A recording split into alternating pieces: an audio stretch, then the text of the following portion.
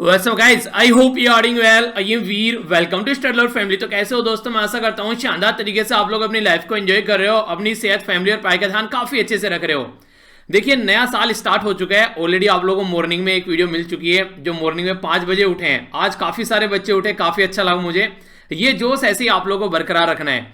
और जिस तरीके से मैं बोलता हूं ना कि जब नया वीक स्टार्ट होता है तो पूरे वीक में अगर आप लोगों को जोश रखना है तो आप लोगों को पहले दिन से ही पूरे जोश से काम करना पड़ेगा, क्योंकि बाद तक आते आते चीजें ढीली पड़ जाती हैं। तो इसी तरीके से हर एक हफ्ते आप लोगों को इस तरीके से देखना है जैसे कि आप लोगों के सामने एक नया ईयर आया है। तो आप लोग जैसे कि मांझी ने पूरा पहाड़ तोड़ा था, एक एक पत्थर उठा उठा के, आप लोगों को एक एक दिन को, एक एक नए दिन को आप लोगों को फिर से अपने आप को एनर्जाइज करना है और अपने काम में लग जाना है। देखिए, बहुत सारे लोग आप लोगों ने देखा होगा शिखर पर पहुंच जाते हैं और बहुत सारे लोग जो हैं वो बिल्कुल धरती पर रह जाते हैं। रीजन उसका ये होता है कि जो पर्टिकुलर पर्सन हर एक दिन को एक नई अपॉर्चुनिटी के साथ में स्टार्ट करता है, हर एक दिन को उसको ऐसा लगता है कि बस आज का ही दिन है, जो कुछ है बाकी जो भी होगा बाद में पता चलेगा, उसको देखते रहेंगे, पर आज का दिन ढंग से यूटिलाइज करना है। जो पर्टिकुलर पर्सन प्रेजेंट में जीना पसंद करता है उसके लिए हर एक दिन न्यू ईयर होता है। कोई चेंज तो है नहीं, जैसा सुबह कल हुई थी ऐसी सुबह आज हुई है, तो कोई चेंज तो है नहीं। पर हां, अपने आप को रिमाइंड कराने के लिए कि यार एक और अपॉर्चुनिटी है, अब तक अगर आप लोगों ने कुछ नहीं किया है तो अब कर लो। तो ये बेसिक इसका फंडा रहता है। तो इसी तरीके से अगर जो न्यू ईयर की फीलिंग आज आप लोगों के माइंड में है, ये न्यू ईयर की फीलिंग अगर हर हफ्ते, अगर हर दिन आप लोगों के दिमाग में आनी स्टार्ट हो जाए और किसी तरीके से आप लोगों ने अपना माइंडसेट ऐसा कर लिया कि आप लोगों को डेली न्यू ईयर वाली फीलिंग स्टार्ट हो जाए कि यार आज कुछ रिजोल्यूशन लेते हैं, आज कुछ नया करते हैं, वो वाली फीलिंग जिस दिन आप लोगों ने डेवलप कर ली ना, उस दिन आप लोगों का गोल अचीव करने से कोई नहीं रोक सकता। इवन आप लोग भी नहीं रोक सकते अगर आप लोगों ने एक बार वो फीलिंग डेवलप कर ली, क्योंकि हर एक इंसान अपने आप ही अपना सबसे बड़ा दुश्मन होता है। तो ये चीज जो आप लोगों ने आज, जो आप लोगों से मैं शेयर कर रहा हूं, ये चीज अगर आप लोग हर एक दिन में इंप्लीमेंट करना स्टार्ट कर देंगे तो आप लोग अपनी जिंदगी में एक नई गाथा लिख कर जाएंगे। और ये वही गाथा होगी जो आप लोगों ने कभी सोची थी कि यार जिंदगी में आप लोग कुछ बनना चाहते हैं। इवन आप लोगों को कुछ ऐसी भी चीजें देखने को मिलेगी जो आप लोगों ने सोचा भी नहीं होगा, क्योंकि कई सारी चीजें जब इंसान चलना स्टार्ट करता है ना तो उसके रास्ते में नई नई आना स्टार्ट होती हैं।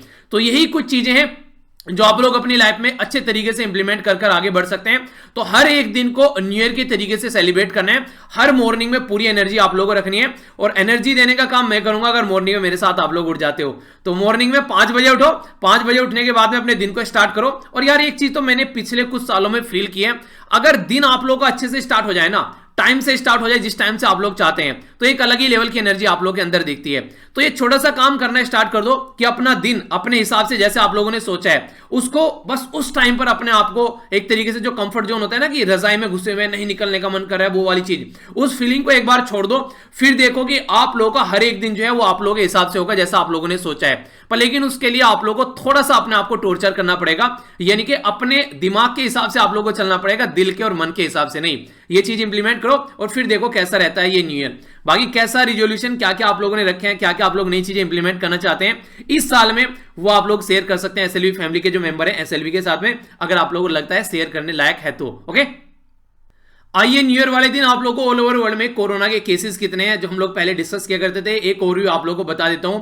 आज की डेट में 8,37,71,412 लोग जो हैं वो कोरोना से इंफेक्टेड हो चुके हैं, यानी कि 8 करोड़ का भी आंकड़ा कोरोना जो है ये यहां पर क्रॉस कर चुका है। तो इससे आप लोग अंदाजा लगा सकते हैं कि ऑल ओवर वर्ल्ड में कितने सारे लोग जो हैं जो आज के डेट में कोरोना की बीमारी से जूझ रहे हैं। इसी के साथ में अगर मोटे मोटे तौर पर बात करूं तो कितने सारे लोगों की जान यहां पर जा चुकी है, तो वो भी आप लोग देखते हैं। तो 18,24,337 लोग ऐसे हैं जो आज की डेट में हमारे बीच में नहीं है। तो समझ सकते हैं आप लोग कितने सारे लोग आज के डेट में हमारे बीच में नहीं है। लगभग अप्रोक्सीमेट 1.8 मिलियन लोगों की जान जा चुकी है कोरोना वायरस की वजह से ऑल ओवर वर्ल्ड में। जो रिकवर हो चुके हैं वो भी काफी अच्छी संख्या है। यहां पर लगभग अगर आप लोग देखकर चलते हैं तो 5 करोड़ से ज्यादा, लगभग 5 के लगभग 6 करोड़ ही आप लोग बोल दीजिए लोगों की संख्या जो है वो यहां से रिकवर कर चुके हैं। अगर सबसे टॉप पर हम लोग आज के डेट में बात करते हैं तो नंबर ऑफ केसेस में सबसे टॉप पर यूएसए है और दूसरे नंबर में है हमारी कंट्री। तो काफी लार्ज स्केल पर हमारी कंट्री और यूएसए में भी यहां पर केस जो है वो ह्यूज है। टॉप 2 जो सबसे टॉप पर है वो है इंडिया और यूएसए, जिसमें यूएसए में है 2 करोड़, अकेले यूएसए में 2 करोड़ केस हैं और इंडिया के अंदर 1 करोड़ केस हैं, जिसमें यूएसए के अंदर लगभग 3.5 लाख लोगों की जान जा चुकी है और इंडिया के अंदर लगभग 1.5 लाख लोगों की जान जा चुकी है। जान जाने में ऑल ओवर वर्ल्ड में सबसे दूसरे नंबर पर है ब्राजील। ठीक है, तो ये इसके बारे में आप लोग थोड़ा सा आइडिया रख सकते हैं। अपनी कंट्री में अगर बात करें, अपनी कंट्री के अंदर, तो सबसे ज्यादा महाराष्ट्र के अंदर केस आए, जिसके बारे में आप लोग याद रख सकते हैं। सबसे ज्यादा महाराष्ट्र के अंदर केस आए और महाराष्ट्र के अंदर सबसे ज्यादा जान गई। और टॉप जो कुछ राज्य हैं, जैसे महाराष्ट्र टॉप पर है, दूसरे नंबर पर कर्नाटक, तीसरे नंबर पर आंध्र प्रदेश, चौथे नंबर पर तमिलनाडु, पांचवें पर केरला, छठे पर दिल्ली और सातवें पर उत्तर प्रदेश। ये टॉप 7 राज्य हैं हमारी कंट्री में, या फिर एरिया आप लोग बोल सकते हैं, जहां में सबसे ज्यादा कोविड-19 के केस देखने को मिले। तो टोटल मिलाकर 1.5 लाख के करीब लोगों की जान आज के डेट में कोविड-19 से जा चुकी है। तो आप लोग अपना ध्यान रखिए, क्योंकि दवाई जो अभी हमारे सामने आई नहीं है, और जिस तरह की सिचुएशन बन रही है, आने वाले टाइम में और भी ज्यादा दिक्कत देखने को मिल सकती है। ठीक है, क्योंकि एक नया स्ट्रेन अभी यहां पर पता चला है कोविड-19 का। ठीक है, तो इसलिए इसके बारे में थोड़ा सा अपना ध्यान अच्छे से रखिएगा। नए ईयर में अच्छे से ध्यान रखने का मतलब ये भी अपने परिवार का भी आप लोगों को ध्यान रखना है और अपना भी। ठीक है, आज का जो आप लोगों का मैप बेस्ड क्वेश्चन है, यहाँ पर कोडियाक आइलैंड जाकर देखिएगा कहां पर ये लोकेटेड है, फिर इसके बारे में हम लोग डिस्कस करेंगे। बाकी काफी कुछ शानदार डिस्कस करने के लिए आज के द हिंदू न्यूज़पेपर में। बाकी डेली ये 2 वीडियो आप लोगों को देखने को मिलती है। करंट अफेयर में कोई भी आप लोगों को डाउट है तो ये 2 वीडियो आप लोगों के लिए बहुत एक अच्छी वीडियो साबित हो सकती हैं, अगर आप लोग करंट अफेयर पर अपनी कमांड करना चाहते हैं। हिंदू का भी टाइम फिक्स करने जा रहा हूं मैं। हिंदू 7:30 बजे से पहले आप लोगों को मिला करेगा, तो ये भी आप लोगों के लिए फिक्स करने जा रहा हूं। जो कई सारे बच्चे बोल रहे थे, आज के लिए सॉरी, पर आगे आने वाले टाइम में ये आप लोगों को टाइम पर मिलना स्टार्ट हो जाएगा। ठीक है, और बाकी नैनो मैगजीन 5 बजे आप लोगों की फिक्स हो चुकी है, ताकि आप लोग अपने टाइम टेबल को अच्छे से इंप्लीमेंट कर सकें। ठीक है, कोशिश तो करूंगा अगर 7 के फेयर में आ जाए, पर 7:30 तक भी अगर पहुंच जाए तो देखेंगे। तो फिक्स टाइम इसका करूंगा थोड़े जल्दी ही टाइम में, तो इसको भी हम लोग देखते हैं। क्योंकि देखिए मॉर्निंग में ना लिमिटेड टाइम रहता है। जैसे न्यूज़पेपर आ गया तो पूरे न्यूज़पेपर के सारे एडिटोरियल कवर करना, ऐसा भी तो किया जा सकता है कि 1-2 एडिटोरियल डिस्कस करके फिर छोड़ दिया जाए, तो ऐसा नहीं, सारे एडिटोरियल में कवर करता हूं। और जिस टाइम से मुझे न्यूज़पेपर मिलता है उस टाइम से लेकर अब तक, देखिए नैनो मैगजीन के लिए मेरे पास में एक पूरा दिन रहता है, पूरी रात रहती है, किसी भी टाइम तक कितना भी टाइम लेकर मैं उसको बना सकता हूं। पर लेकिन हिंदू के लिए मॉर्निंग में ही न्यूज़पेपर आता है, उसको मॉर्निंग में ही बना के आप लोगों तक लेकर आना पड़ता है, और सारे आर्टिकल भी डिस्कस करने हैं, एक्स्ट्रा इन्फॉर्मेशन, बैकग्राउंड इन्फॉर्मेशन भी बतानी है। तो उसकी वजह से यहां पर मॉर्निंग में दिक्कत होती है, और कई बार इंटरनेट की प्रॉब्लम हो जाती है, वो भी दिक्कत देखने को मिलती है। तो मॉर्निंग की प्रॉब्लम बस ये चल रही है। पर लेकिन इसको मैं कोशिश करूंगा थोड़ा सा और टाइट कर चीजों को, कुछ प्रॉपर वे में चीजों को फिक्स किया जाए, जिससे कि आप लोगों को ये वाली वीडियो भी फिक्स टाइम पर देखने को मिले। तो ये जल्दी से जल्दी इसको मैं पैटर्न में लेकर आऊंगा आप लोगों के लिए, ताकि आप लोग अपने टाइम को इफेक्टिवली यूटिलाइज कर सके। इसी के साथ में जो फैमिली मेंबर पुरानी सारी पीडीएफ चाहते हैं, उनको यहां पर मैं सारी पीडीएफ प्रोवाइड करा दूंगा, जो कि आप लोग पिछले साल की सारी रिवीजन के लिए आप लोग रख सकते हैं। नैनो की भी और हिंदू की भी सारी पीडीएफ आप लोगों को इकट्ठी मिल जाएगी। ठीक है, आइए अब देख लेते हैं कौन कौन से आर्टिकल हम लोग को डिस्कस करने हैं। एक एक कर पहले हम लोग ओवरव्यू लेते हैं आर्टिकल्स के बारे में। तो यहां पर अगर बात करते हैं, जो फर्स्ट आर्टिकल है यहां पर ये वाला जो साइड वाला आर्टिकल है यहां पर, ये काफी इंटरेस्टिंग आर्टिकल है। इसके बारे में हम लोग जानेंगे। जो डेडलॉक बना हुआ था किसानों के बीच में गवर्नमेंट के, वो आधा लगभग डेडलॉक खत्म हो गया है, यानी कि आधा पार्शियली बात करने स्टार्ट कर दिया है। तो एक पॉजिटिव बात आप लोग यहां पर बोल सकते हैं। ठीक है, ये यहां पर कोविड-19 की जो कंडीशन देखने को मिली, उसके बारे में हमारे वाइस प्रेसिडेंट वेंकैया नायडू जी यहां पर इसके बारे में बात कर रहे हैं। तो इसको हम लोग कोविड-19 का एक आर्टिकल और डिस्कस करेंगे, उसके साथ में इसको मर्ज कर मैं आप लोगों से डिस्कस करूंगा, जिसमें आप लोगों को देखने को मिलेगा कि किस तरीके से अभी आप लोगों को कोविड-19 को ऐसे नहीं देखना है कि बस अब की बार तो नया साल आ गया और कोविड-19 भी नया साल सेलिब्रेट करके चला जाएगा। ऐसा कुछ नहीं होने वाला है। कोविड-19 का अभी यहां पर नया वर्जन आने वाला है। जैसे आईफोन के नए वर्जन आते हैं ना, 12 आ गया, 12 मैक्स, 12 प्रो, ये सारी चीजें, ऐसे ही कोविड-19 के भी नए नए वर्जन अभी आप लोगों को देखने को मिलने वाले हैं। तो उसके बारे में भी हम लोग थोड़ा सा डिस्कस करेंगे, और कहां से ये निकल के आए इससे पहले, तो उसके बारे में थोड़ा हिस्ट्री के साथ में डिस्कस करूंगा। क्वेश्चन बन सकते हैं, क्वेश्चन के पॉइंट ऑफ व्यू से बेसिकली हम लोग देखेंगे। बात तो की जा रही है लेपर्ड के सेंसस के बारे में, जो बेसिकली जो तेंदुआ होता है, पर लेकिन हम लोग लेपर्ड के साथ साथ में यहाँ पर स्नो लेपर्ड और उसी के साथ में हम लोग टाइगर सेंसस के ऊपर भी नजर डालेंगे। तो काफी डिटेल में ये आर्टिकल मैं आप लोगों से डिस्कस करने वाला हूं। अभी उत्तर प्रदेश के साथ साथ में मध्य प्रदेश के द्वारा भी अभी यहां पर एक इंटरफेथ मैरिज को लेकर जो अभी एक लॉ लाए गए हैं, ताकि उसको रोका जा सके अगर उसके पॉइंट ऑफ से रिलीजियस में कन्वर्ज हो रहा है, तो उसके बारे में ये आर्टिकल है। ठीक है, तो इसके ऊपर भी हम लोग नजर डालेंगे। बाकी ये इन्वायरमेंट को ध्यान में रखते हुए आर्टिकल लिखा गया, किस तरीके से क्लाइमेट चेंज जो है वो लाइफ के ऊपर इंपैक्ट डालता है, तो इसको भी हम लोग देखेंगे। और यहां पर ये कार्टून है, और आज है फ्राइडे को यहां पर ये जो बेसिकली जर्नलिस्ट होते हैं अपना एक्सपीरियंस शेयर करते हैं, ये हमारे लिए इंपॉर्टेंट नहीं होता है। ठीक है, ये कार्टून है आप लोगों के सामने 2020 यहां पर जो है वो सिमटता हुआ नजर आ रहा है और 21 दिख रहा है नीचे पर, लेकिन ऊपर कोरोना है यहां पर, ऊपर से कहीं कोई क्लाइमेट चेंज की एक्टिविटी देखने को मिली, कोई बहुत सारी प्रॉब्लम निकलकर सामने आई, यानी कि एक तरीके से त्रासदी दिखाई गई है पूरी। यहां पर सब लोग जो हैं वो दवाई के पीछे लगे हुए हैं, कैसे तैसे करके यहां पर दवाई आ रही है, पर लेकिन अभी दवाई जो है वो प्रॉपर वे में लोगों को मिल नहीं रही है, एक दो बूंद कहीं पड़ती हुई नजर आ रही है। तो क्या कंडीशन यहां पर आने वाली है, क्या सिचुएशन बनने वाली है, तो वो भी आप लोगों को देखने को मिलेगा। तो इस पिक्चर को देखकर आप लोगों के दिमाग में क्या आता है, तो 40 से 50 शब्द आप लोग लिख सकते हैं, जिसको आप लोग पिक्चर परसेप्शन टेस्ट बोल सकते हैं, यानी कि पिक्चर को देखकर आप लोगों का परसेप्शन क्या बनता है। तो ये आप लोगों को एक लिखना, एक तरीके से लिखने की प्रैक्टिस का एक पहला पायदान है जो कि आप लोगों को प्रैक्टिस करना है। ठीक है, आइए अब आगे बढ़ते हैं। आप लोगों को पता है, मैंने अभी आप लोगों से बात की यहां पर कि फार्मर प्रोटेस्ट कर रहे हैं, तो प्रोटेस्ट बहुत बार आप लोगों ने सुन लिया, पर लेकिन एक इंपॉर्टेंट बात है, अगर आप लोगों से इसका कॉन्स्टिट्यूशन यानी कि संवैधानिक एंगल पूछे प्रोटेस्ट का, तो आप लोग क्या बोलेंगे। तो हमारे संविधान में जो पार्ट थर्ड है उसमें फंडामेंटल राइट है, और फंडामेंटल राइट है आर्टिकल 12 से लेकर आर्टिकल 35 तक। तो आर्टिकल 12 से लेकर आर्टिकल 35 तक जो फंडामेंटल राइट है, इसके बीच में एक आर्टिकल पड़ता है आर्टिकल 19। आर्टिकल 19 जो है हम लोग को यहां पर ये freedom of speech and expression के बारे में बात करते हैं, यानी कि अगर हम लोग को कोई दिक्कत हो रही है तो हम लोग अपनी बातें रख सकते हैं, हम लोग अपने आप को एक्सप्रेस कर सकते हैं। ये आर्टिकल 19 का सेक्शन 1 का सबसेक्शन ए यहां पर बात करता है। इसी के साथ में आर्टिकल 19 का सेक्शन ए का सबसेक्शन जो बी है यहां पर, ये बात करता है राइट टू असेंबली, यानी कि हम लोग इकट्ठा भी हो सकते हैं, अगर हम लोग को लगता है तो हम लोग पीसफुली इकट्ठा भी हो सकते हैं बिना हथियार के, यानी कि ऐसा नहीं कि आप बंदूक गोले लेकर चढ़ गए गवर्नमेंट के ऊपर, क्या तो हटाओ वरना अभी पार्लियामेंट को गिराएंगे, ऐसा कुछ नहीं है। आप लोग पीसफुली प्रोटेस्ट कर सकते हैं, जैसे महात्मा गांधी जी बिना वायलेंस के अपना प्रोटेस्ट किया करते थे, यानी कि नॉन वायलेंस प्रोटेस्ट किया करते थे। पर लेकिन इसी के साथ में अगर लगता है यहां पर कि गवर्नमेंट को लगता है कि नहीं यार ये जो प्रोटेस्ट है ये गलत तरीके से चल रहा है और यहां पर लोगों को काफी नुकसान हो रहा है, लोगों की जान जा रही है, लोगों को दिक्कत हो रही है, तो उसके चलते इसमें एक रीजनेबल रिस्ट्रिक्शन भी लगाई जा सकती है। अगर जो पीसफुल असेंबली जो यहां पर विदाउट आर्म में कोई दिक्कत हो रही है तो एक इंपोज की जा सकती है रीजनेबल रिस्ट्रिक्शन भी। तो ये यहां पर इसका सबसेक्शन आर्टिकल 19 का सबसेक्शन बी यहां पर ये बात करता है, तो ये भी यहां पर है।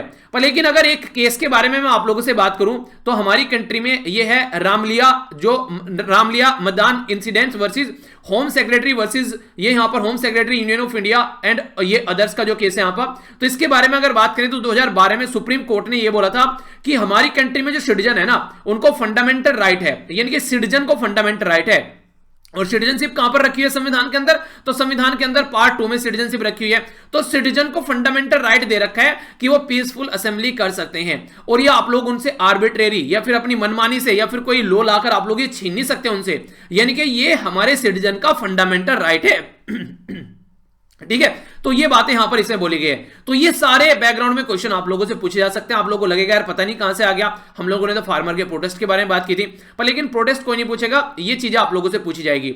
दूसरा, ये भी काफी इंपॉर्टेंट पॉइंट यहां पर बन जाता है, आप लोगों को एक क्वेश्चन आप लोग बताइए, चले फंडामेंटल ड्यूटी के बारे में आप लोगों ने कई बार सुना होगा। ठीक है, तो जिस तरीके से आप लोगों ने अगर स्पाइडरमैन मूवी देखी है, the great power comes with great responsibility, सुना है ना आप लोगों ने, ये डायलॉग किस किस ने सुना है, जिसने भी प्रॉपर वे में देखी होगी जो स्पाइडरमैन मूवी है, हर एक पर्सन ने ये जो डायलॉग ये सुना होगा। ठीक है, तो इस तरीके से आप लोग यहां पर इसी डायलॉग को यहां पर फॉलो करते हुए इसके बारे में बात कर सकते हैं। तो यहां पर क्या बोला गया है, यहां पर यह बोला गया कि एक तरीके से अगर आप लोगों को आज की डेट में अगर आप लोगों के पास में फंडामेंटल राइट है तो आप लोगों के पास में फंडामेंटल ड्यूटीज भी हैं, यानी कि जो हक आप लोगों को मिले हैं, तो इसका मतलब है कि आप लोगों की रेस्पॉन्सिबिलिटी भी है। अब उसके बारे में क्या बोला गया है, तो उसमें एक आर्टिकल है यहां पर आर्टिकल 51A, यानी कि आर्टिकल जो 51A है यहां पर ये बोलता है फंडामेंटल ड्यूटी में to safeguard public property and abjure जो यहां पर वायलेंस, यानी कि एक तरीके से पब्लिक प्रॉपर्टी को सेफगार्ड करना है और वायलेंस को कम करने की कोशिश करनी है। तो ये हमारी फंडामेंटल ड्यूटी भी है। फंडामेंटल ड्यूटी क्या हमारे ओरिजिनल संविधान में थी? ओरिजिनल संविधान में नहीं थी। हमारी कंट्री में इंदिरा गांधी जी के द्वारा 1976 में जब 42वां संविधान में संशोधन किया गया तो इसको मिनी कॉन्स्टिट्यूशन भी बोला गया आगे चलकर। तो मिनी कॉन्स्टिट्यूशन इसलिए बोला गया क्योंकि दुनिया भर का संविधान चेंज कर दिया, किसी ने सोचा भी नहीं था इतने सारे चेंज कर सकते हैं, एक छोटा सा संविधान ही बना दिया, तो इसलिए इसको मिनी कॉन्स्टिट्यूशन बोला गया। तो ये जो मिनी कॉन्स्टिट्यूशन आया था ये यहां पर 1976 में इसके तहत हमारी कंट्री में फंडामेंटल जो ड्यूटीज थी वो ऐड की गई थी। ठीक है, तो ये इंपॉर्टेंट है यहां पर। तो फंडामेंटल ड्यूटीज जो थी हमारी कंट्री में ऐड की गई थी आर्टिकल 51A। ठीक है, तो आर्टिकल इसके बारे में आप लोग याद रखिएगा। जो फंडामेंटल ड्यूटीज है उनका बेसिक पर्पज यही है कि किस तरीके से हम लोग अपनी कंट्री में लोगों को रेस्पॉन्सिबिलिटी भी उनको बता सकते हैं। देखिए, राइट तो दे दिए पर ड्यूटी भी आप लोगों को पता होना चाहिए। तो हमारे संविधान में अगर आप लोग जाएंगे तो पार्ट 4 में आप लोगों को देखने को मिलेगी directive principle of state policy. तो इसके अंदर जो पार्ट 4 का जो ए सेक्शन ऐड किया गया है उसमें यहां पर आर्टिकल 51A जो यहां पर आप लोगों से बात करेगा, ये फंडामेंटल ड्यूटीज के बारे में बात करेगा। तो ये डायरेक्ट क्वेश्चन आप लोगों से पूछ लिया जाएगा। अच्छा, पार्ट 4 में जो मैंने आप लोगों को बताया directive principle of state policy है, यहां पर ये किस आर्टिकल से किस आर्टिकल तक आता है ये आप लोग जाकर सर्च कीजिएगा। तो यानी कि हमारी फंडामेंटल ड्यूटी भी है प्रोटेस्ट की, पर लेकिन प्रोटेस्ट के टाइम पर किसी अपनी कंट्री की जो पब्लिक प्रॉपर्टी है उसको नुकसान नहीं पहुंचाना, तो उसके लिए हमारे पास में ये आज की डेट में ड्यूटीज भी हैं। ठीक है, तो ये हमारी रेस्पॉन्सिबिलिटी भी है। तो हमारे किसान कभी शांति में प्रोटेस्ट कर रहे हैं, ये आप लोगों ने भी देखा ही होगा, कोई भी यहां पर किसी चीज को नुकसान नहीं पहुंचा रहा है। अब कुछ बातें कर लेते हैं आर्टिकल के बारे में। आर्टिकल में ये बोला गया कि जो अभी सेंट्रल गवर्नमेंट के द्वारा 3 हमारी कंट्री में लॉ लाए गए, उन 3 को तो अभी यहां पर उनके बारे में तो बात नहीं की है, पर पार्शियल एग्रीमेंट यहां पर देखने को मिला है जो हमारी सेंट्रल गवर्नमेंट है और जो किसानों के साथ में। एक तो किसानों को यह बोल देगा कि उनके ऊपर कोई भी पेनल्टी नहीं लगाई जाएगी अगर स्टेबल बर्निंग करते हैं, यानी कि अगर घास फूस खेतों में जलाते हैं किसान तो उसके ऊपर कोई भी कार्रवाई नहीं की जाएगी। क्योंकि यार किसान घास फूस जला रहे हैं तो दिक्कत हो रही है। अब यहां पर इतने सारे लोग घरों में 4-4 गाड़ी लेकर घूम रहे हैं, पता नहीं कहां पर क्या क्या पोल्यूशन फैक्ट्री फैला रही है, उनके बारे में कोई बात नहीं करता है। किसान स्टेबल बर्निंग कर रहे हैं तो उससे दिक्कत आ जाती है। तो सबको एक तराजू में तोलना चाहिए ना, ये कौन सा तरीका है? तो ये बिल्कुल गलत तरीका है। इसी के साथ में जो इलेक्ट्रिसिटी में जो सब्सिडी दी जाती है, यानी कि जो बिजली के लिए सब्सिडी दी जाती है, छूट दी जाती है, वो भी यहां पर कंटिन्यू रहेगी, जिसको छीनने की बात यहां पर करी थी गवर्नमेंट। बाकी जो अभी डेडलॉक बना हुआ है, यानी कि जिसके ऊपर कोई बात नहीं हुई कि रिपील करने के बारे में बात कर रहे हैं कि आप लोग को हटा देना है। यहां पर आज के डेट में अगर आप लोग बात करें, ये यहां पर जो 3 लॉ आप लोग लेकर आए हैं, और इसी के साथ में यहां पर एक डिमांड है लीगल गारंटी देनी है एमएसपी की, यानी कि एमएसपी की लीगल गारंटी देनी है। इसके ऊपर प्रॉपर वे में लॉ लेकर आओ, प्रॉपर लिखित में कि हाँ भैया ये यहां पर नहीं हटाई जाएगी। तो उसके लिए भी यहां पर अभी गवर्नमेंट ने कोई हामी नहीं भरी है। बाकी जो नेक्स्ट मीटिंग होने वाली है ये यहां पर 4 जनवरी को देखने को मिलेगी। तो अभी देखते हैं अभी 3-4 दिन बाद क्या चीजें निकल कर आएगी। अच्छी बात यह है कि गवर्नमेंट ने भी फिर से यहां पर चीजों को करने की कोशिश की है, किसानों के साथ में एक बात करने की कोशिश की है, और किसानों भी थोड़ी सी फ्लेक्सिबिलिटी यहां पर दिखाई है। तो मिलकर अगर बातें की जाए तो यही सॉल्यूशन यहां पर हमारी कंट्री में सुप्रीम कोर्ट के द्वारा भी बोला गया था कि भैया मिलकर बैठकर बात करोगे तो ही समाधान निकलेगा, हवा में नहीं कुछ भी होने वाला है। देखिए, किसान ना हमारी कंट्री में सबसे बड़ी दिक्कत क्या है, एक तो बेचारे उधारी में हैं, बहुत सारे किसान, यूनिफॉर्म नहीं है हमारी कंट्री में किसान। कुछ किसान अच्छे हैं जिनके पास में अच्छी खासी जमीन है, कुछ किसान ऐसे हैं जैसे रोत होकर जैसे तैसे बेचारों की जिंदगी गुजर बसर चल रही है। इसी के साथ में कुछ किसान ऐसे जो उधारी में दबे हुए हैं आज के डेट में, और कुछ किसान ऐसे हैं जो डर के मारे बेचारों की जिंदगी जो है सुसाइड की एक जो तलवार है उसके ऊपर जाकर लटक जाती है। तो ये सारी चीजें किसकी रेस्पॉन्सिबिलिटी है सुधारने की? तो गवर्नमेंट की रेस्पॉन्सिबिलिटी है। तो उनको कम से कम किसानों को एक सही पैटर्न में लेकर यहां पर आना चाहिए। हमारी कंट्री में एक रिपोर्ट बनाई गई थी, एक बड़ा ही प्यारा क्वेश्चन आप लोगों का बन जाएगा यहां पर। नेशनल कमीशन ऑन फार्मर, ये किसके द्वारा चेयर किया गया था यहां पर, इसके द्वारा रिपोर्ट प्रस्तुत की गई थी? तो एमएस स्वामीनाथन, नाम याद रखिएगा, हमारी कंट्री में एग्रीकल्चर के पितामह आप लोग इनको बोल सकते हैं। तो गवर्नमेंट के जो सजेशन दिए गए थे कई सारे, तो वो सजेशन भी यहां पर इंप्लीमेंट किए जा सकते हैं जो सोल्यूशन के पॉइंट ऑफ से।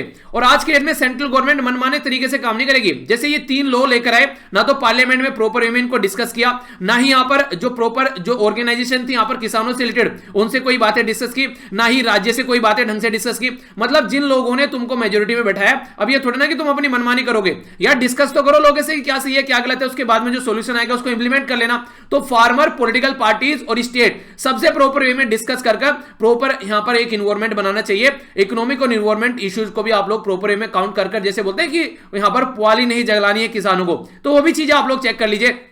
तो एक इफेक्टिव जो रिफॉर्म्स यहां पर लेकर आने वाला रूट आप लोगों को लेकर चलना पड़ेगा। ऐसे नहीं कि मनमानी चलाओगे, तो मनमानी से नहीं होने वाला है। चल गई मनमानी, बैठ गए किसान आकर अब चला लो मनमानी, तो उससे सॉल्यूशन नहीं होने वाला है। तो ये चीजें आप लोगों को थोड़ा साइड में रखनी पड़ेगी। तो ये था इंपॉर्टेंट आर्टिकल। तो ये जो चीजें मैंने आप लोगों को बताई है एक्स्ट्रा इन्फॉर्मेशन, ये आर्टिकल के अंदर नहीं है, पर क्वेश्चन आप लोगों का एग्जाम में इन्हीं से बनेगा। तो ये आप लोग याद रखिएगा, ठीक है। आइए अब आगे बढ़ते हैं। जैसे मैं आप लोगों को कई बार पहले भी बोल चुका हूं कि जो HIV है वो है वायरस, ठीक है, जिसके बारे में आप लोगों ने कई बार पढ़ा है ना, तो इसको बोलते हैं ह्यूमन इम्यूनोडिफिशियंसी वायरस। तो वायरस वर्ड लगा हुआ है तो ये हो गया वायरस। पर लेकिन जब हम लोग बात करते हैं AIDS के बारे में, ठीक है, तो इसमें बाद में V है तो ये वायरस हो गया। एड्स जिसको आप लोग बोलते हैं, यानी कि एक्वायर इम्यूनोडिफिशियंसी सिंड्रोम, तो यह है बीमारी। तो एचआईवी की वजह से हमको ये बेसिकली एड्स बीमारी होती है, ठीक है। इसी तरीके से SARS-CoV-2 ये है वायरस का नाम, और इसकी वजह से कोविड-19 बीमारी होती है, यानी कि SARS-CoV-2 वायरस का नाम है, जिसको बोलते हैं severe acute respiratory syndrome CoV-2। इसको CoV-2 किसलिए बोला गया, इसका मतलब यह है कि पहले भी कोई वायरस आ चुका है। तो पहले कब आया था, पहले इसी तरीके का एक वायरस आप लोगों को देखने को मिला था 2002 के करीब में, ठीक है ना। तो 2002 के करीब में यहां पर ये जो वायरस था जिसको बोलते हैं सीवियर एक्यूट रेस्पिरेटरी सिंड्रोम, इसको मैं टेलीग्राम पर प्रोवाइड करा दूंगा। अगर पिक्चर क्लियर आप लोगों को नहीं दिख रही है वहां से डाउनलोड कर लेना, या फिर पीपीटी में तो आप लोगों को पिक्चर जो पीडीएफ आप लोग डाउनलोड कर वहां पर मिली जाएगी। तो 2002 में यहां पर सीवियर एक्यूट रेस्पिरेटरी सिंड्रोम कोविड-19 आया था, यहां पर सीवियर एक्यूट रेस्पिरेटरी सिंड्रोम, ठीक है। तो ये यहां पर पहला था। तो जैसे आप लोगों को मैंने बताया था ना, वर्ल्ड वॉर, पहले एक वर्ल्ड वॉर हुई, फिर वर्ल्ड वॉर 2 हो गई। तो यहां पर एक पहले जो वर्ल्ड वॉर थी उसको वर्ल्ड वॉर ही बोला गया था, पर लेकिन जब वर्ल्ड वॉर 2 हो गई, एक और वर्ल्ड वॉर हो गई, तो इसको 2 बोल दिया और फिर इसको हम लोग पहला बोलने लगे। इसी तरीके से इसको SARS-CoV बोला गया था पहले, पर लेकिन फिर इसी के इसका अपग्रेडेड वर्जन आ गया। जैसे मोबाइल का मैक्स प्रो वर्जन आप लोग देखने को मिलते हैं, तो इसका अब यहां पर प्रो वर्जन आ गया। अब देखते हैं मैक्स कब तक आता है। तो प्रो वर्जन आ गया तो उसके सामने 2 लगा दिया, तो ऑटोमेटिकली इसके सामने 1 लग गया। तो ये SARS-CoV-1 हो गया और ये SARS-CoV-2 हो गया। तो 2002 में ऑलरेडी चाइना में यहां पर पहला वायरस आ चुका था। अब यहां पर लेटेस्ट जो आया इसको हम लोग वुहान वायरस बोले, नोवल कोरोना वायरस बोले, या इसी के साथ में कोविड-19 नाम दिया गया। डोनाल्ड ट्रम्प ने चाइनीज वायरस बोला इसको। तो ये सारे इसी के नाम है यहां पर, तो कंफ्यूज आप लोगों को नहीं होना है। पर लेकिन जो ऑफिशियल नाम है इसका वो है कोविड-19। तो कोविड-19 जो कोरोना वायरस डिजीज है ये 2019 में देखने को मिली। तो इसके चलते अभी यहां पर पूरा 1 साल कंप्लीट होने वाला है जब हमारी कंट्री में पहला केस निकल कर आया था केरला के अंदर। तो 1 मंथ बचा हुआ है लगभग, ये हमारी कंट्री में जब केस देखने को मिला था। पूरा साल यहां पर अभी कंप्लीट होने वाला है। तो हमारी कंट्री में अगर आज के डेट में आप लोग बात करते हैं, तो मैंने अभी आप लोगों को केस दिखाए, कितने सारे केस हमारी कंट्री में देखने को मिल चुके हैं जैसा हम लोगों ने यहां पर अभी डिस्कस किए।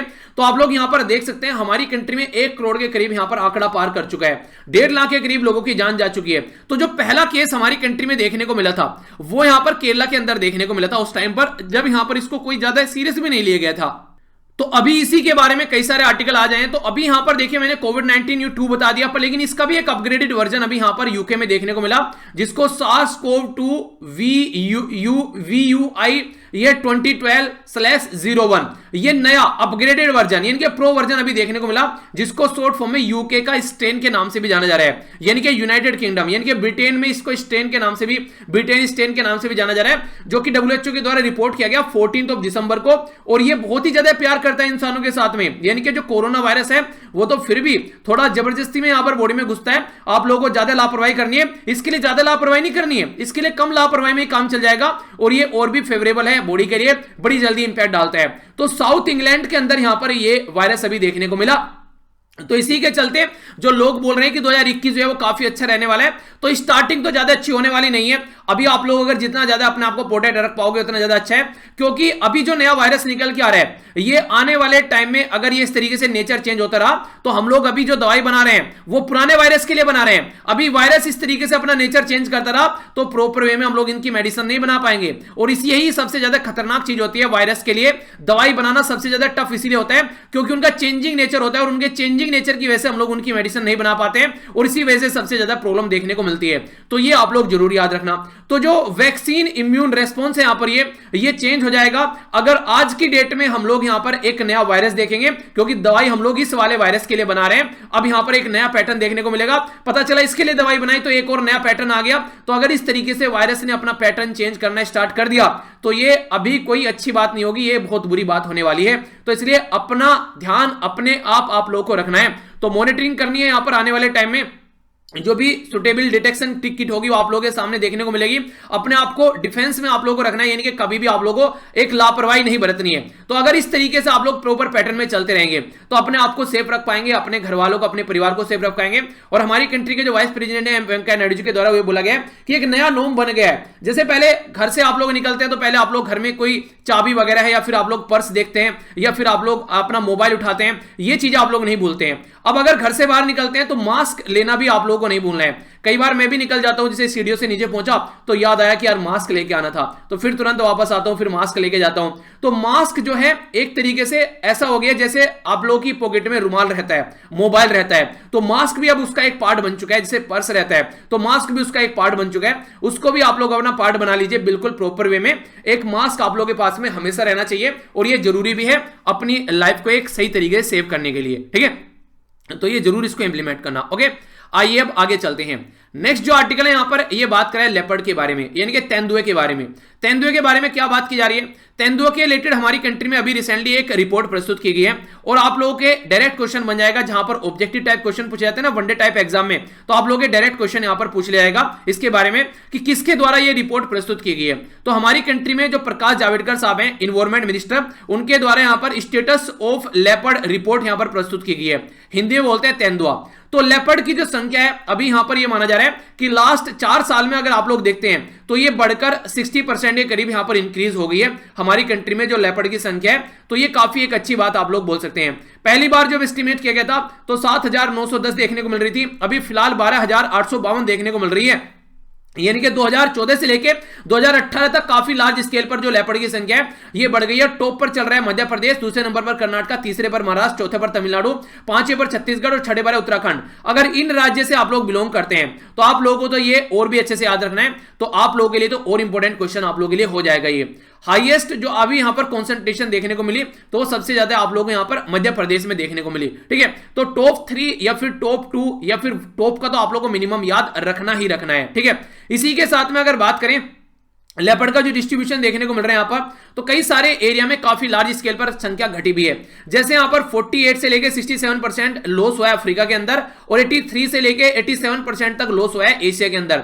यानी कि हमारी कंट्री में तो संख्या बढ़ रही है, पर लेकिन अगर अफ्रीका कॉन्टिनेंट के बारे में आप लोग बात करिएगा तो आप लोगों को इनकी संख्या जो है वो घटती नजर आएगी। यानी कि अफ्रीका कॉन्टिनेंट के अंदर अगर बात करिए तो संख्या घट रही है, इवन एशिया के अंदर भी संख्या आप लोगों को घटती यहां पर नजर आएगी, पर लेकिन हमारी कंट्री के अंदर संख्या बढ़ रही है। तो ये एक पॉजिटिव बात आप लोग बोल सकते हैं। पर लेकिन ये जो संख्या बढ़ रही है अब यहां पर हमारी कंट्री में अभी ये भी बोला जा रहा है कि बहुत सारे एरिया ऐसे हैं जिनको हम लोगों ने अभी चेक भी नहीं किया है। तो ये संख्या घटती किसकी वजह से ये आप लोग जानिए। अगर बात करें हम लोग लेपर्ड के बारे में तो 75 से लेकर 90% की जो करीब पॉपुलेशन थी वो लगभग 120 से लेकर 200 साल में यहां पर डिक्लाइन हो चुकी है। यानी कि काफी लार्ज स्केल पर इंडियन सब कॉन्टिनेंट के अंदर, यानी कि हमारी कंट्री के साथ में जैसे आसपास में जैसे यहां पर नेपाल हो गया, भूटान हो गया, जैसे आसपास वाले रीजन में म्यांमार हो गया या पाकिस्तान हो गया, तो इसमें काफी लार्ज स्केल पर संख्या घटी है। एक तो शिकार बहुत ज्यादा किया जाता है, इनके जो रहने की जगह खत्म हो रही है, इसी के साथ में इनका जो शिकार होता था यानी कि जो खाते थे उनकी संख्या घट रही है। और आज के दिन में जो कॉन्फ्लिक्ट देखने को मिलता है, जो हमारी जनता जो ह्यूमन और जो एनिमल के बीच में कॉन्फ्लिक्ट देखने को मिलता है वो भी काफी प्रॉब्लम क्रिएट करता है। तो इसके चलते यहां पर आज की डेट में यहां पर नियर थ्रेटन से, यानी कि पहले थ्रेटन की कैटेगरी में थी, अब ये वनरेबल की कैटेगरी में पहुंच गई है। अगर हम लोग बात करते हैं इंटरनेशनल यूनियन फॉर कंजर्वेशन के बारे में, यानी कि आयुषियन के अंदर ये यहां से निकलकर यहां पर पहुंच गई है। तो ये काफी बुरी कंडीशन आप लोग बोल सकते हैं जिसको हम लोग को सुधारना पड़ेगा। इसी के साथ में हाईएस्ट नंबर अगर देखने को मिले 8071 जो लेपर्ड है वो सेंट्रल इंडिया और ईस्टर्न घाट में पाए गए हैं। याद रखना क्वेश्चन में वेस्टर्न घाट दे देगा आप लोगों को, तो ईस्टर्न घाट में ज्यादातर चीजें देखने को मिल रही है। इसी के साथ में जो नॉर्थ ईस्ट हिमालय है वहां पर ये यहां पर 141 के करीब ओनली लेपर्ड देखने को मिले हैं, जो कि काफी कम आप लोग यहां पर बोल सकते हैं। बाकी बहुत सारे एरिया अभी ऐसे हैं जो कि जिनके में अभी हम लोगों ने चेक नहीं किया है, अभी रिमेनिंग भी है जिसमें हम लोगों ने कोई सैंपल नहीं लिया है। हिमालयन वाला रीजन हो गया खासकर, ऐसा कई सारे ऐसे हैं नॉन फॉरेस्ट जो हैबिटेट है वहां पर अभी चीजों को चेक नहीं किया गया। तो कई सारे एरिया ऐसे हैं जहां पर अभी हम लोग चेक नहीं कर पाए हैं, ठीक है। तो ये बात आप लोग जरूर याद रखिएगा, इंपॉर्टेंट क्वेश्चन आप लोगों के लिए बन सकते हैं यहां से कई सारे। एक्स्ट्रा इंफॉर्मेशन है ये आर्टिकल के अंदर आप लोगों को देखने को नहीं मिलेगी, इसके बारे में थोड़ा सा और बात कर लेते हैं। यहां पर बात की जा रही है किसके बारे में, स्नो लेपर्ड के बारे में। अभी हम लोगों ने लेपर्ड की बात की, अभी स्नो लेपर्ड यानी कि जो बर्फ के ऊपर जो तेंदुआ पाया जाता है। हमारी कंट्री में 2019 में first national protocol on snow leopard ये पॉपुलेशन असेसमेंट देखने को मिला, यानी कि जो लेपर्ड की संख्या उसको काउंट की गई। कब की गई काउंट? 2019 में। तो 23 अक्टूबर जो है इंटरनेशनल स्नो लेपर्ड डे हम लोग सेलिब्रेट करते हैं, तो उसी के चलते हमारी कंट्री में चीजें देखने को मिली। प्रोजेक्ट स्नो लेपर्ड भी है हमारी कंट्री में, जो कि यहां पर इसके बारे में कैसे हम लोग प्रोटेक्ट कर सकते हैं, लोकल कम्युनिटीज कैसे इन्वॉल्व कर सकते हैं उसके बारे में बात करते हैं। और स्नो लेपर्ड जो है ये वनरेबल कैटेगरी में आता है, IUCN, यानी कि जो अभी हम लोगों ने जो लिस्ट के बारे में बात करा, अभी जैसे देखिए दोनों में कंफ्यूजन के लिए आप लोगों से क्वेश्चन पूछा जा सकता है। आप लोग जैसे यहां पर अभी देखिए, यहां पर नहीं, एक सेकंड, 1 सेकंड, कहाँ पे गया, 1 मिनट, ये तो रहा इसी वाले स्लाइड पे। यहाँ पे देखिए, यहाँ पे ये थ्रेटन से कैटेगरी से यहाँ पर बढ़कर ये वनरेबल कैटेगरी में आ गया है, यानी कि जो नॉर्मल लेपर्ड है वो वनरेबल कैटेगरी में आ गया है international union for conservation in nature IUCN की लिस्ट में, यानी कि थ्रेटन से, नियरली थ्रेटन से वनरेबल कैटेगरी में आ गया है। और स्नो लेपर्ड कहां पर है, ये snow leopard already vulnerable category में है यहाँ पर IUCN की लिस्ट के अंदर में। और शेड्यूल फर्स्ट जो है हमारी कंट्री में Indian wild life protection act 1972 1972 का, तो उसमें भी यहां पर इसको प्रोटेक्शन की कैटेगरी दी गई है। तो यह है स्नो लेपर्ड के बारे में, ठीक है। अब तीसरा यहां पर बात करते हैं टाइगर के बारे में। टाइगर सेंसस के बारे में मैंने आप लोगों को पढ़ाया था। हमारी कंट्री में 2006 में टाइगर सेंसस स्टार्ट किया गया था, जब यहां पर 1411 संख्या थी।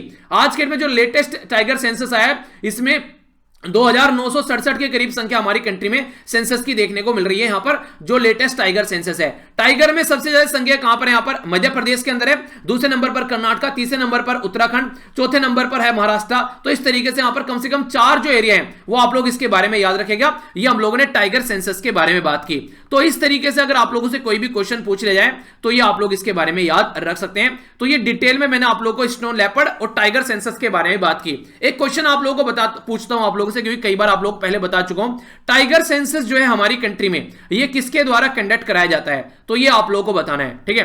तो ये मैंने डिटेल में आप लोगों को पढ़ाया था, ठीक है। आइए अब आगे चलते हैं। ये क्वेश्चन आप लोगों के सामने जो कि आप लोगों को अटेम्प्ट करना है, और कई सारे बच्चे बहुत अच्छे से क्वेश्चन अटेम्प्ट कर रहे हैं। जिन्होंने अब तक आंसर राइटिंग स्टार्ट नहीं की है और काफी लंबे समय से डिस्कशन सुन रहे हैं, उनके सामने सुनहरा मौका है कि आप लोग फिर से इसको यहां पर स्टार्ट कर सकते हैं, आप लोगों ने अगर छोड़ दिया था, ठीक है।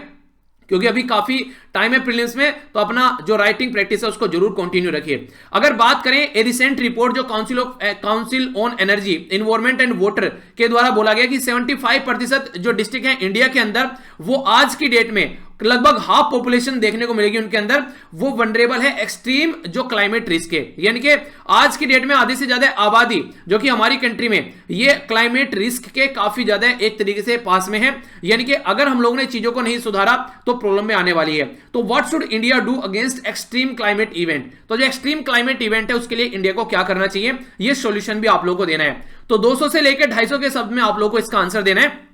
इसको समझने की कोशिश करते हैं आर्टिकल को प्रॉपर वे में। तो आज की डेट में एक साइड में ऐसी कंडीशन देखने को मिलती थी पहले, पर ऐसी सिचुएशन बन गई है, यानी कि प्रॉब्लम काफी ज्यादा क्रिएट हो गई है। तो अगर बात करें, एक्सट्रीम हीट देखने को मिलती है, काफी ज्यादा आप लोगों को हीट जब देखने को मिलेगी तो कई सारे लोगों की जान जाती है, कई सारे जैसे कार्डिक अरेस्ट या कई सारी और भी जो हीट रिलेटेड इलनेस होने लगती है, ठीक है। इन्वायरमेंट की वजह से काफी ज्यादा प्रॉब्लम होने लगती है, तो फोर्स माइग्रेशन होने लगता है, मेंटल हेल्थ के ऊपर भी इंपैक्ट पड़ता है, सीवियर वेदर इंपैक्ट देखने को मिलता है, बहुत सारे लोगों की जान चली जाती है। इसी के साथ में एयर पोल्यूशन हो गया, इसकी वजह से अस्थमा जैसी बहुत सारी और भी दूसरी बीमारी आप लोगों को देखने को मिलती है। जो वेक्टरी जो यहां पर चेंज होता है अगर इन द वेक्टरी इकोलॉजी, तो उसकी वजह से आप लोगों के अंदर कई सारे सिम्टम्स, जैसे मौसम चेंज होता है तो अब की बार डेंगू आ गया या चिकनगुनिया आ गया, कई सारी बीमारी आप लोगों को देखने को मिलती है। एलर्जी बढ़ती नजर आती है, सांस की बीमारी में दिक्कत होती है, वाटर से रिलेटेड अगर वाटर में पोल्यूशन हो गया तो और कई सारी बीमारी आप लोगों को नजर आएगी, डायरिया वगैरह, ये सारी चीजें आप लोगों को देखने को मिलेगी। वाटर के साथ में फूड में भी अगर इंपैक्ट पड़ेगा तो मेल न्यूट्रिशन के शिकार, डायरिया जैसी डिजीज आप लोगों को देखने को मिलेगी। यानी कि क्लाइमेट चेंज का इंसानों के ऊपर ह्यूज इंपैक्ट पड़ता है, और ये इंपैक्ट हमारी कंट्री में काफी लार्ज स्केल पर देखने को मिल रहा है। तो इसके बारे में कुछ ना कुछ सॉल्यूशन होना चाहिए, तो उसी के बारे में यहां पर आर्टिकल है। कई सारे ऐसे सेवरल नॉर्दर्न इंडिया के पार्ट है हमारी कंट्री में जो सीवियर कोल्ड की चपेट में है। आप लोगों से मैंने डिस्कस भी किया था जो मॉर्निंग में वीडियो आती है उसमें, कि आईएमडी इंडियन मेट्रोलॉजिकल डिपार्टमेंट के द्वारा बोला गया कि भैया सर्दी में दारू पीने से बचिए थोड़ा सा, क्योंकि आप लोगों के लिए और नुकसानदेह हो सकती है। इम्यून सिस्टम आप लोगों का एक बार खराब हो गया तो आप लोगों को बीमारी चपेट में ले सकती है, कोविड-19 भी।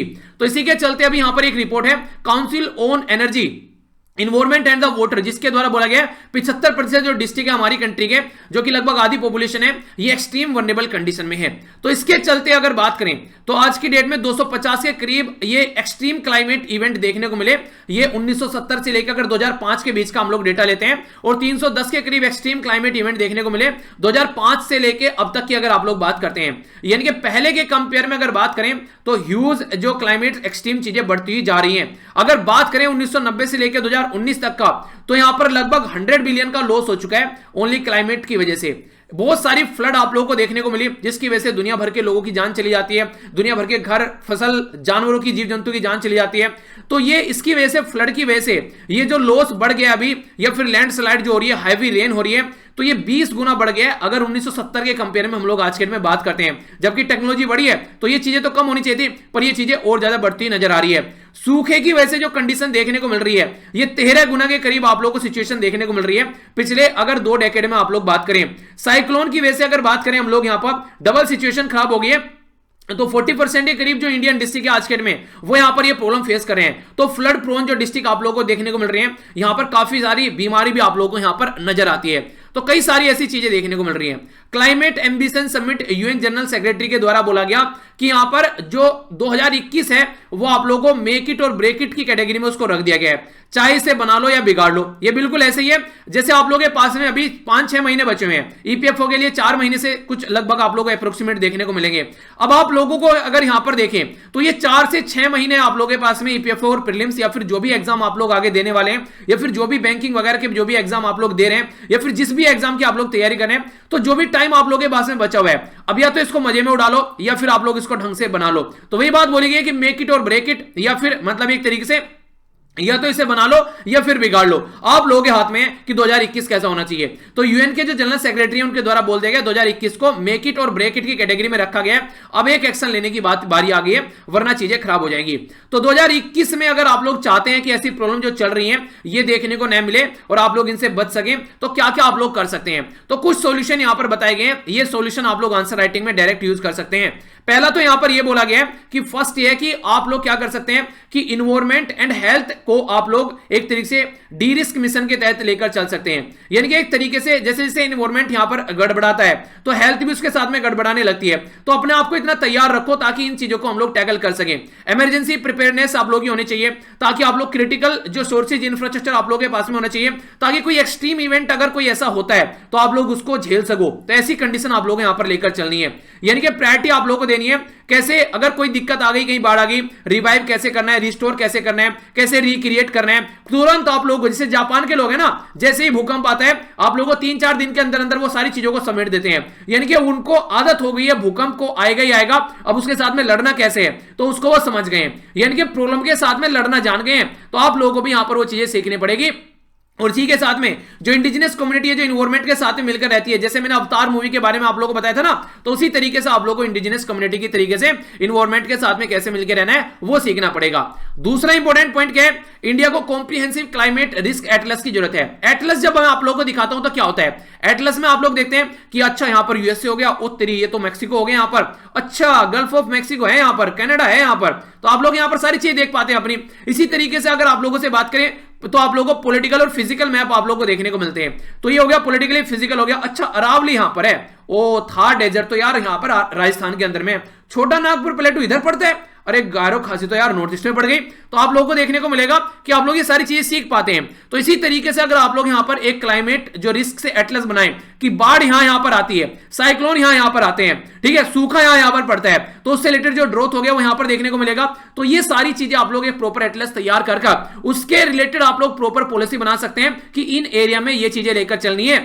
और उसके चलते नेशनल, स्टेट और डिस्ट्रिक्ट लेवल पर आप लोग अपने आप को तैयार कर सकते हैं। तो क्लाइमेट प्रूफिंग क्रिटिकल इंफ्रास्ट्रक्चर आप लोग क्रिएट करेगा, तभी चीजें सुधर पाएंगी। यानी कि क्लाइमेट के साथ में लड़ने के लिए ऐसी आप लोगों के पास में ढांचा होना चाहिए। तो इसके लिए आप लोगों के पास में क्लाइमेट रिस्क एटलस होना चाहिए, तभी चीजें सुधर पाएंगी। दूसरा पॉइंट हो गया।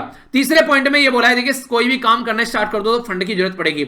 बिना पैसे के कुछ नहीं होने वाला है। पैसा तो चाहिएगा ही चाहिएगा, बेसिक रिक्वायरमेंट है। अगर कोई भी काम आप लोगों को स्टार्ट करना है तो क्लाइमेट एक्शन के लिए भी आप लोगों को ये फाइनेंसिंग लेकर आनी पड़ेगी। तो उसके लिए प्रॉपर यहां पर जैसे ग्रीन क्लाइमेट फंड के बारे में बात की जाती है, तो कंटिंजेंसी फंड होना चाहिए, यानी कि अकस्मात फंड, यानी कि इमरजेंसी में जो जरूरत है वही आप लोग यहां पर एक तरीके से यूज कर पाएंगे।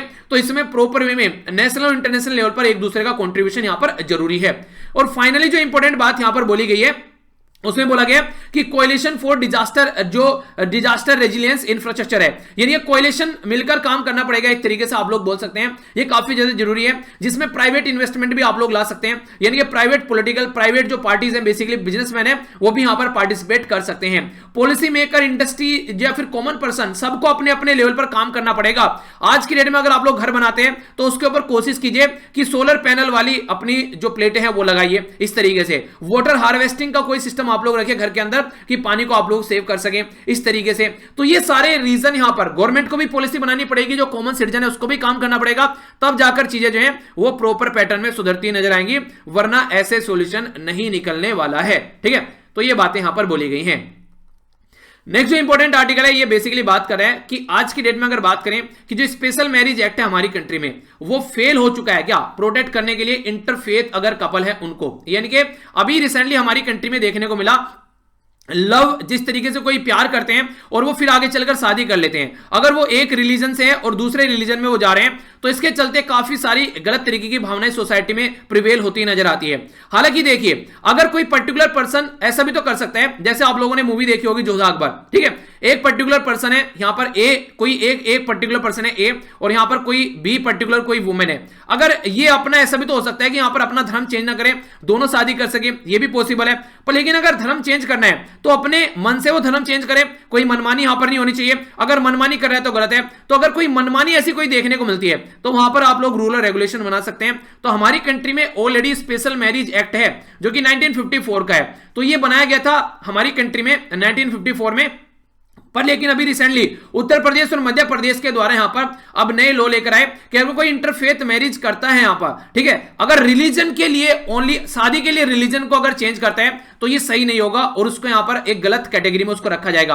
तो इसके चलते काफी ज्यादा ऑब्जेक्शन यहां पर देखने को मिले। तो यही बात बोली जा रही है कि यहां पर इंटरफेथ मैरिज का जो एक्ट हमारी कंट्री में ऑलरेडी है, यहां पर ये स्पेशल मैरिज एक्ट, तो क्या ये यहां पर कपल को बचा नहीं पा रहा है, क्या यहां पर ये हेल्प नहीं कर पा रहा है। तो इस तरीके से आप लोग इसको बोलने की, समझाने की कोशिश यहां पर की जा रही है।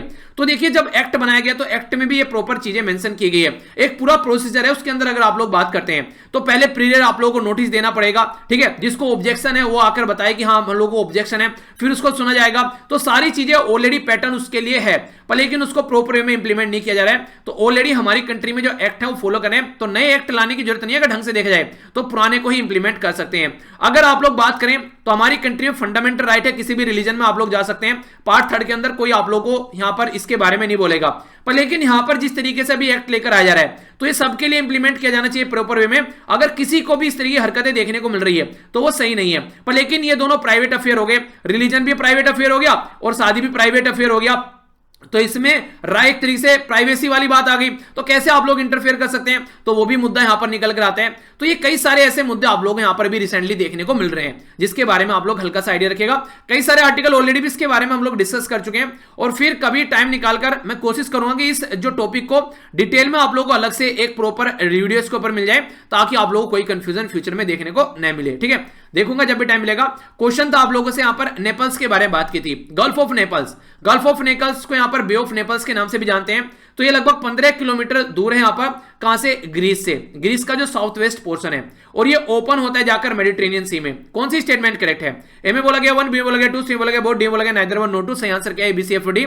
तो जो सही आंसर है इसका, ये इसका बी, यानी कि सेकंड स्टेटमेंट सही है, फर्स्ट गलत है, क्योंकि ये ग्रीस नहीं इटली के पास में है और ये मेडिटेरेनियन सी में जाकर ओपन होता है।